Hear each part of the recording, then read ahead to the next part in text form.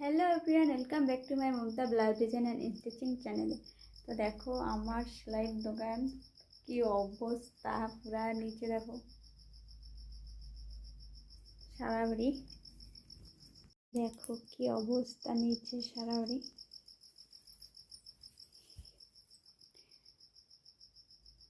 আর এই যে ব্লাউজ কুড়া করা রয়েছে, আর এই জায়গাতে আমি সাজা সাজা করে রাখছি, আর ওইগুলো সবই রাখবো। আর এরপরে কত সেলাই করে রাখছি, আর এনে বসে বসে আমি সারাদিন সেলাই করছি। তো সারাদিন সেলাই করলে পুরা দোকান ঘরের পুরো অবস্থা বেশি খারাপ হয়ে যায়। তো সকালবেলা উঠে আবার এগুলো সব পরিষ্কার করতে হবে।